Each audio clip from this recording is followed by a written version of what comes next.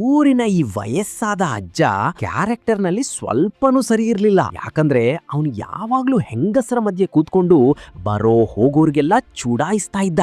ಊರಲ್ಲ ಅವನಿಗೆ ಸಿಕ್ಕಾಪಟ್ಟೆ ಜಮೀನಿತ್ತು, ಮತ್ತೆ ಅವನ ಹೊಲದಲ್ಲೇ ಎಲ್ಲರೂ ಕೆಲಸ ಮಾಡ್ತಾ ಇದ್ರು. ಅದಕ್ಕೆ ಯಾರು ಕೂಡ ಅವನಿಗೆ ಏನು ಅಂತ ಇರ್ಲಿಲ್ಲ. ಇದ್ರಿಂದ ಹೆಂಗಸರ್ನ ರೇಗಿಸೋ ಅಭ್ಯಾಸ ಅವನಿಗೆ ದಿನೇ ದಿನೇ ಜಾಸ್ತಿ ಆಗ್ತಾ ಇತ್ತು.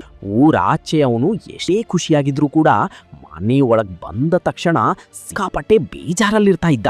ಯಾಕಂದ್ರೆ ಅವನ ಇಡೀ ಫ್ಯಾಮಿಲಿ ಜಗಳ ಆಡ್ಕೊಂಡು ಪೂರ್ತಿಯಾಗಿ ಒಡೆದೋಗಿತ್ತು. ಇದೇ ಬೇಜಾರ್ನಲ್ಲಿ ಒಂದಿನ ಆ ವಯಸ್ಸಾದ ಅಜ್ಜ ಸತ್ತೇ ಹೋಗ್ತಾನೆ. ಅವನ್ ಸತ್ತಾಗ ಫ್ಯಾಮಿಲಿಯವರೆಲ್ಲ ಒಂದೇ ಕಡೆ ಸೇರಿ ಅದ್ಧೂರಿಯಾಗಿ ಅವನ ಅಂತ್ಯ ಸಂಸ್ಕಾರ ಮಾಡ್ತಾರೆ. ನಿಧಾನವಾಗಿ 5 ದಿನ ಕಳೆಯುತ್ತೆ. ಮತ್ತೆ ಇವತ್ತು ಇಡೀ ಊರಿನ ಜನರಿಗೆ ಭರ್ಜರಿ ಊಟ ಇರತ್ತೆ. ಅದಕ್ಕೆ ಒಳ್ಳೆ ಒಳ್ಳೆ ಅಡಿಗೆ ಮಾಡಿ ಕಾಗೆಗೆ ಎಡೆ ಇಟ್ಟಾಗ ಎಷ್ಟೇ ಹೊತ್ತು ವೇಟ್ ಮಾಡಿದ್ರೂ ಕೂಡ ಆ ಕಾಗೆ ಊಟ ಮಾಡೋಕೆ ಬರೋದೇ ಇಲ್ಲ.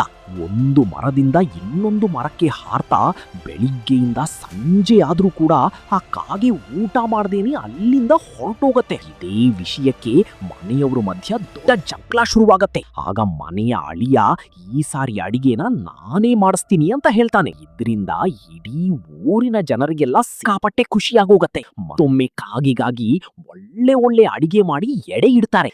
ಈ ಸಾರಿ ಅಂತೂ ಊಟದ ಹತ್ರ ಇಂಗ್ಲಿಷ್ ಎಣ್ಣೆಯನ್ನ ಕೂಡ ಹಾಕ್ತಾರೆ. ಆದ್ರೂ ಕೂಡ ಆ ಕಾಗೆ ಊಟ ಮಾಡೋಕೆ ಬರೋದೇ ಇಲ್ಲ.